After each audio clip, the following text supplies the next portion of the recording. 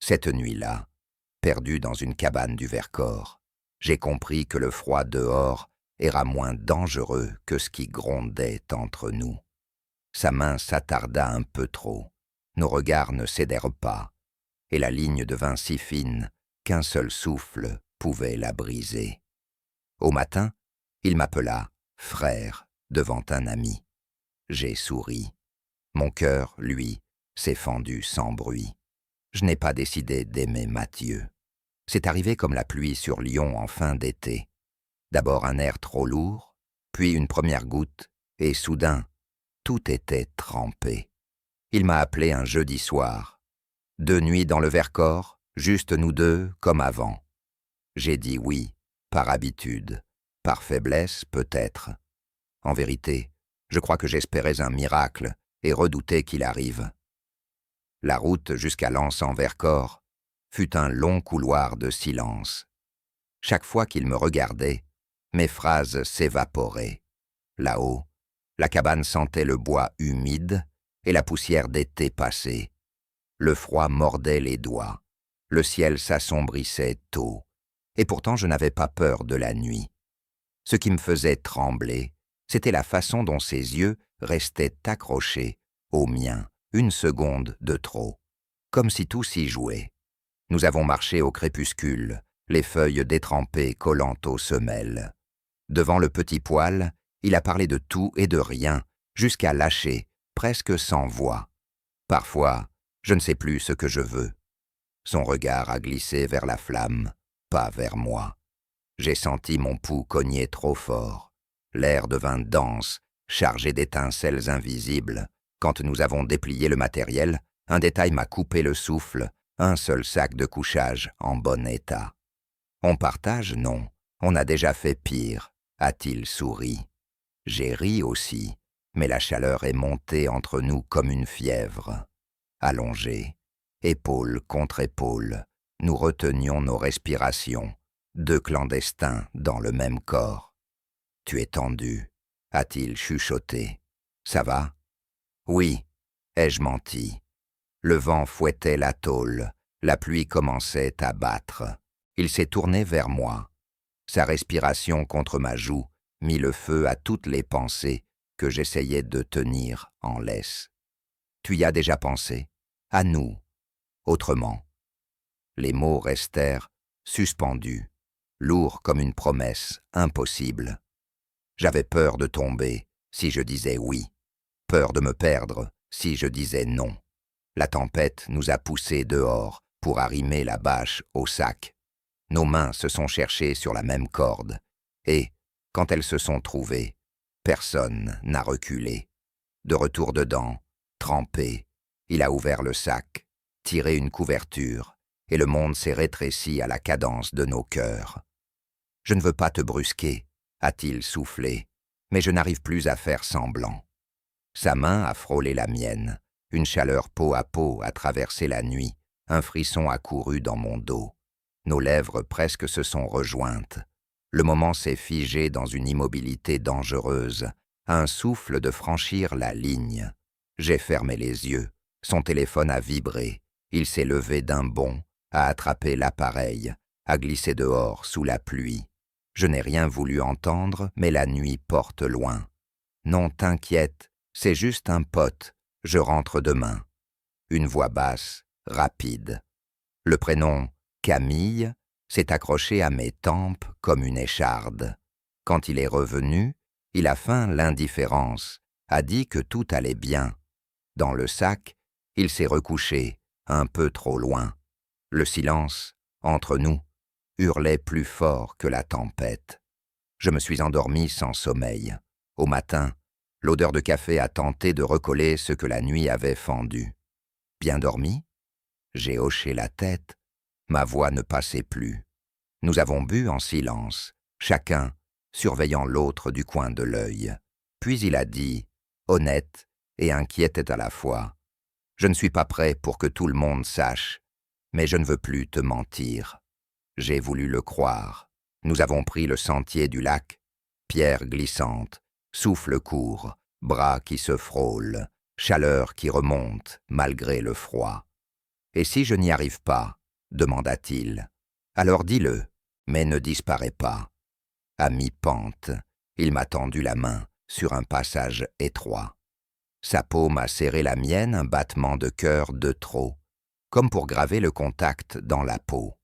J'ai ressenti l'étincelle dans l'air, chaque nerf en éveil, coincé entre peur et désir. En bas, la vallée reprenait sa rumeur.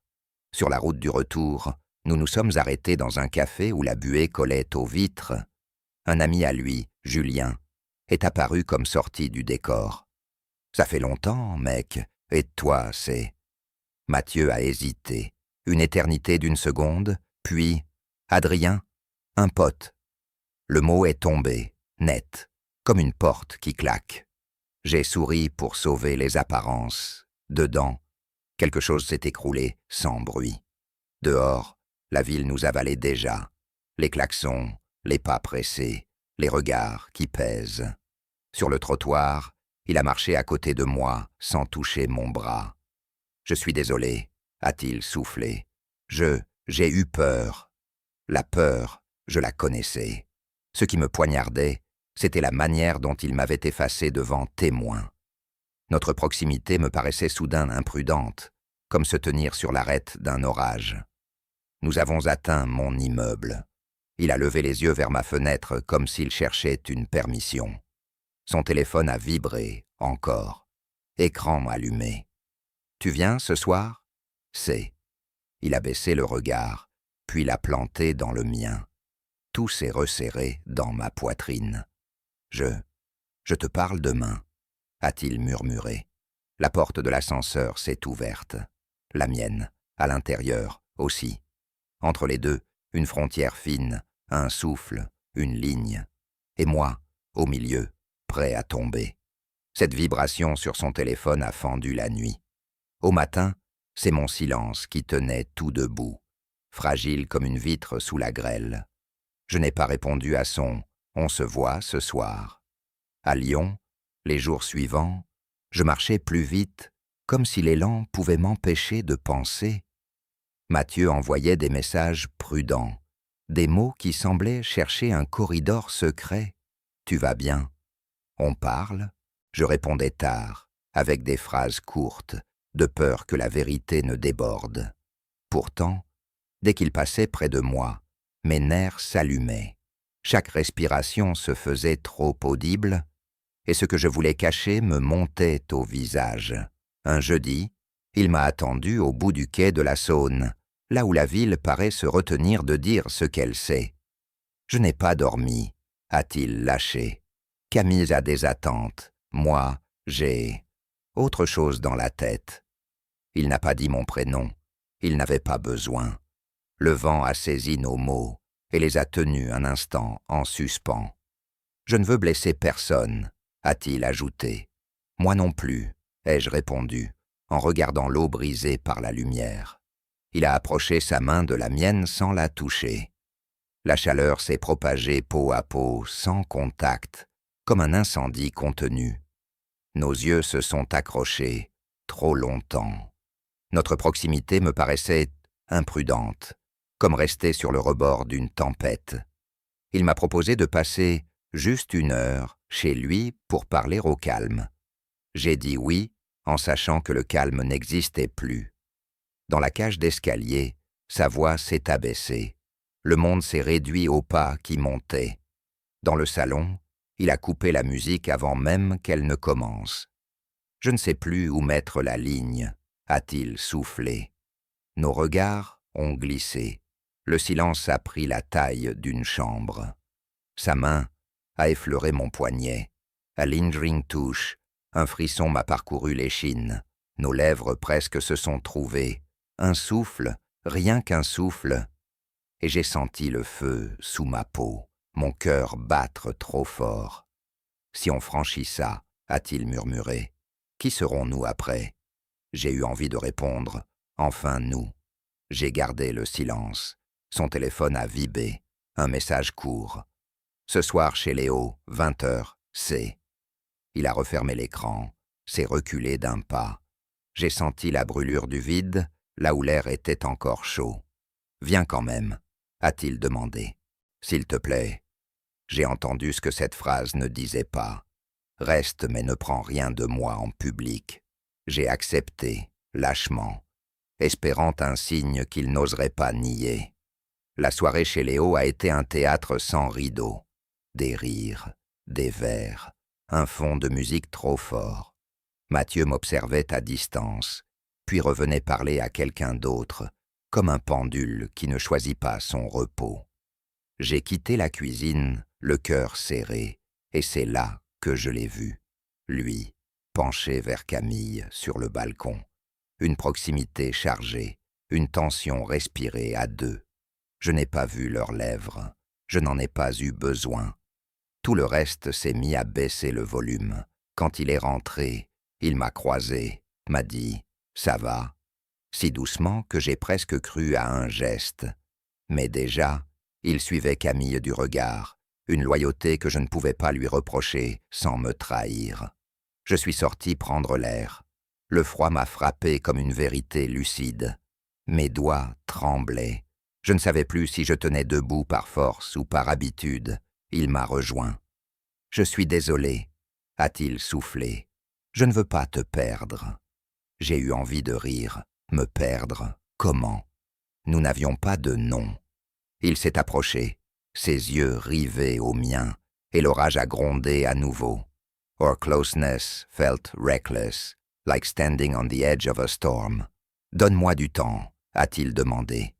J'ai hoché la tête. C'était oui contre moi-même. Cette nuit-là, je n'ai pas dormi. Le matin, j'ai écrit « Je peux te laisser du temps, mais pas me nier. » Il a répondu « Je comprends. On se voit au parc cet après-midi ?» Au parc, nous avons marché côte à côte. « Je te choisis en silence », a-t-il dit, pour l'instant. Cette phrase a été la seconde trahison. Elle promettait sans tenir, elle embrasait sans nommer. J'ai senti mon cœur battre comme un tambour en fuite. Le silence protège, mais il finit par tuer. Ai-je murmuré? Il a fermé les yeux une seconde de trop. « Pas encore », a-t-il fait. Son souffle a frôlé mon oreille. Every nerve awake. Notre ligne est restée intacte, mais la nuit, en nous, a pris de l'avance. Le choix est arrivé sans frapper. Ou bien je me taisais encore, ou bien je perdais ce que je n'avais jamais eu. J'ai choisi de parler, et c'est là que tout a commencé à se fissurer. Je lui ai écrit un message que j'ai réécrit 10 fois. « Je t'aime, je ne peux plus tenir cette frontière. » J'ai attendu la délivrance. J'ai reçu 3 points de suspension, qui ont duré 1 heure. Puis, « J'ai peur, donne-moi ce week-end. » Je n'ai pas crié. J'ai dit d'accord, en me jurant d'être enfin honnête partout ailleurs. Le samedi, Julien, l'ami croisé au café, m'a invité à un vernissage. Je ne savais pas quoi répondre, puis j'ai accepté. J'avais besoin d'un endroit où mon nom ne se heurtait pas à une porte close. La galerie était petite. Le monde, ce soir-là, me parut plus respirable. Julien parlait peu, mais chaque phrase tombait au bon endroit. J'ai senti son regard, stable, sans détour. Eyes locked on mine, sans promesse, qui fuit. Quand il a ri, mon corps ne s'est pas cabré pour se défendre.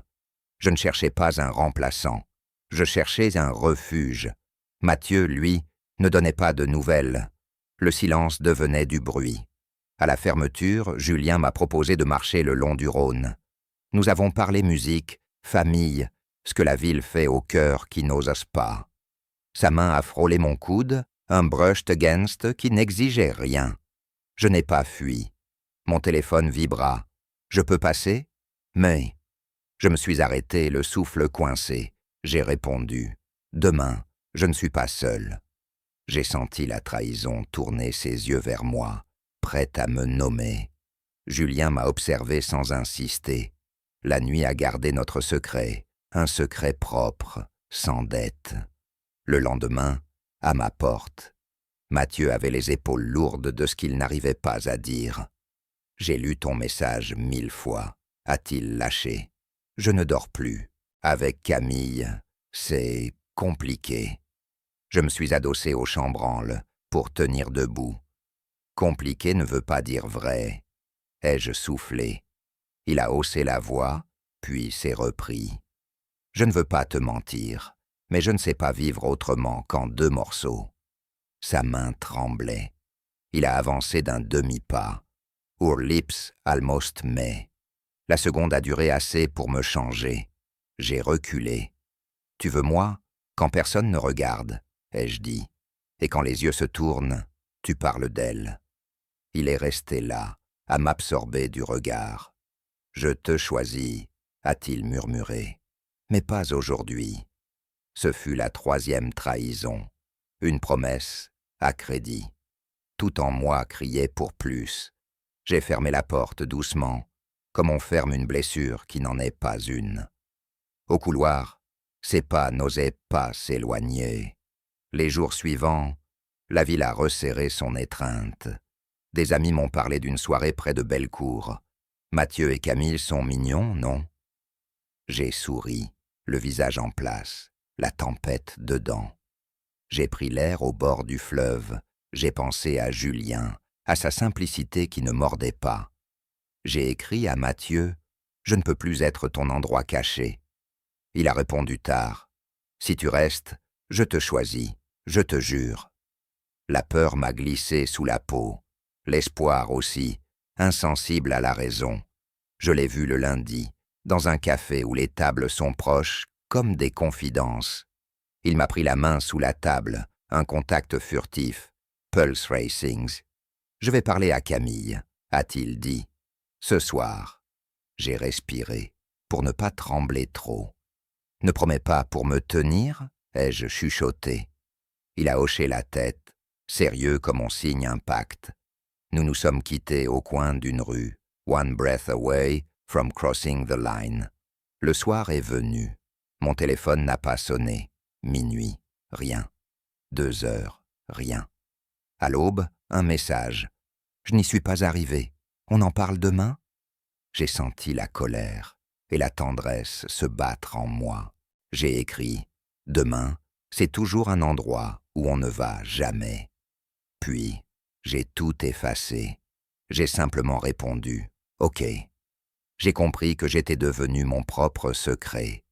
Et que ça, c'était déjà une forme de perdition. Le secret s'est mis à suinter par les bords. Un rire croisé, une photo floue, et soudain, la ville nous regardait sans prononcer nos noms. La rumeur n'a pas besoin de preuves, elle n'a besoin que d'un rythme. Quelqu'un a posté une story, Mathieu sur une péniche, Camille, accrochée à son épaule, et au second plan, un profil qui me ressemblait trop. « C'est toi ?» a demandé un ami. J'ai répondu « Non ». J'ai su que c'était déjà oui pour tout le monde.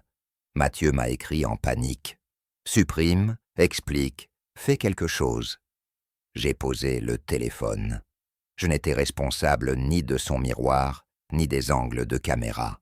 Nous nous sommes vus près de la Croix-Rousse, un palier où la ville hésite à reprendre son souffle.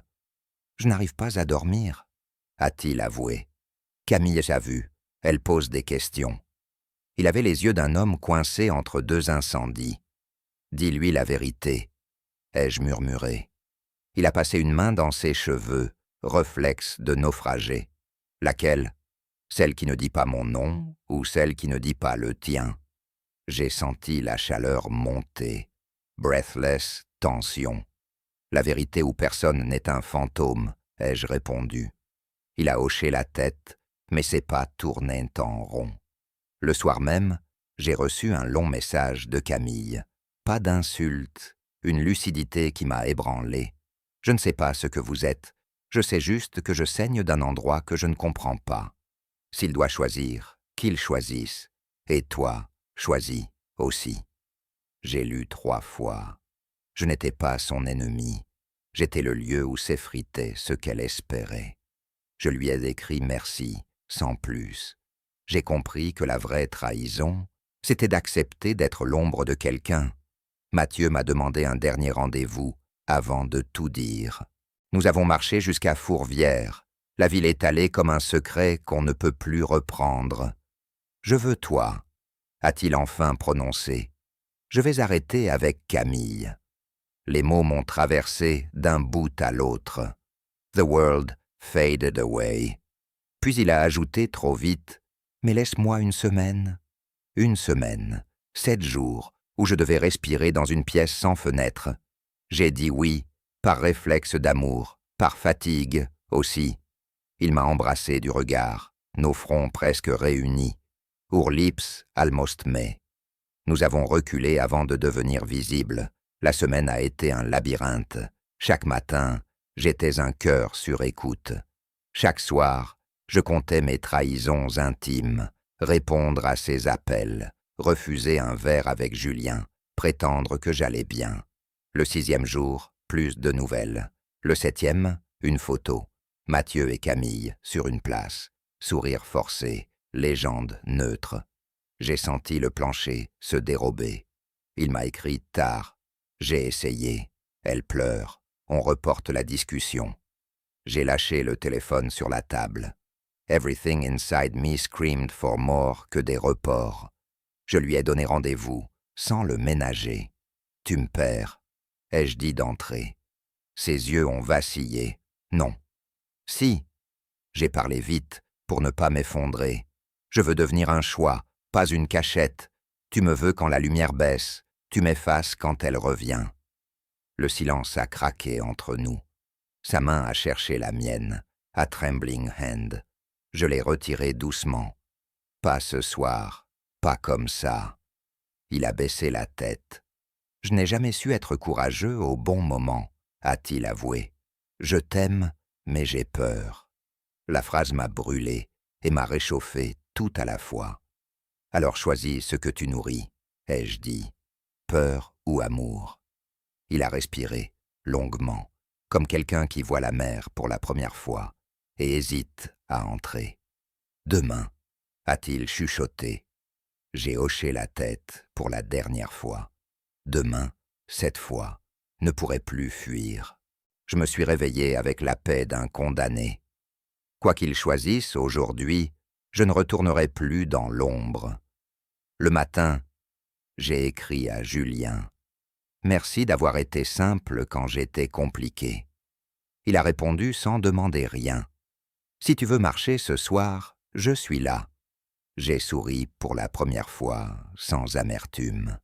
À midi, un message de Camille. Il m'a parlé. Je te souhaite la vérité que tu mérites. J'ai relu ces mots, en sentant quelque chose se dénouer à l'endroit où je serrais depuis des semaines. Elle avait fait sa part. Restait la sienne, celle de Mathieu. Nous nous sommes retrouvés près du pont de la Guillotière. Le vent poussait sur l'eau, une insistance calme, comme si la ville voulait que cette scène tienne. Mathieu avait ce visage, après les nuits blanches. Pas d'alibi, juste des yeux nus. Je lui ai dit, a-t-il commencé. J'ai dit ton prénom. Le monde autour a baissé le son. Et ensuite, j'ai eu peur. Elle a pleuré. J'ai pleuré. J'ai cru que j'allais reculer. J'ai presque reculé. Il m'a regardé sans cligner. Et puis j'ai décidé que ma vie n'était pas un couloir de sortie. Je n'ai pas bougé.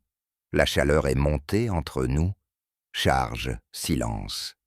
Je ne te promets pas la facilité, a-t-il dit. Je te promets la lumière. La phrase a frappé juste. J'ai pensé à tous nos demain avortés, à la cabane, au balcon, aux messages qui vibraient au mauvais moment. Alors viens, ai-je répondu, mais viens en plein jour. Nos mains se sont cherchées, un geste presque en public. Our closeness felt reckless. J'ai senti shivers down my spine, et pourtant, pour la première fois, je n'avais plus honte de trembler. Nous avons marché longtemps, sans histoire à cacher. Les regards glissaient sur nous comme la pluie glisse sur les vitres. Certains bienveillants, d'autres lourds. Je les laissais passer. Mathieu a parlé vrai, ses peurs, ses habitudes, son manque de courage. J'ai dit les miennes, ma colère, ma fatigue d'être un lieu secret. Nous avons négocié le quotidien, les limites, les mots à dire quand la panique reviendrait.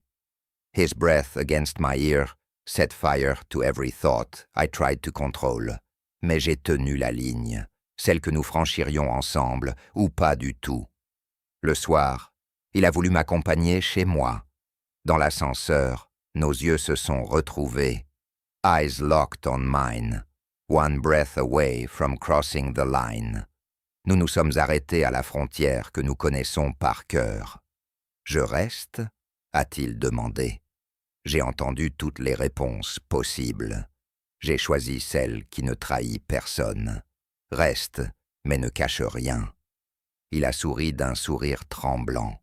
Nous avons franchi le seuil, avec une lenteur presque solennelle. Dans le calme, nous n'avons pas cherché à prouver. Pas de gestes qui dépassent, pas de mots qui brûlent la gorge. Juste une présence qui cesse enfin de se cacher. The silence between us burned louder than any words. Sa main dans la mienne a trouvé un rythme qui ne quémande plus. La nuit s'est posée, non pour nous couvrir, mais pour nous laisser respirer. Au petit matin, j'ai ouvert la fenêtre. La ville était la même, et pourtant, non. Mon téléphone vibra. Un message de Camille. Merci. Je lui ai répondu. Pardon et merci. Puis un autre, inattendu. Julien. Content pour toi. Si un jour tu veux quand même marcher, je serai toujours simple. J'ai ressenti une gratitude sans éclairage diffus. Rien n'était parfait. Tout était vrai. Mathieu s'est approché. Son front a touché le mien. Skin to skin warmth. Nous avons laissé la ligne s'effacer, mais sans jamais la briser comme on brise une digue, plutôt comme une porte que l'on ouvre en plein jour. Je n'avais plus besoin d'être le secret de quelqu'un. J'étais devenu son choix. Et s'il y a encore des tempêtes, nous apprendrons à nous y tenir. Non plus au bord, mais côte à côte, dans la lumière que l'on s'est promise.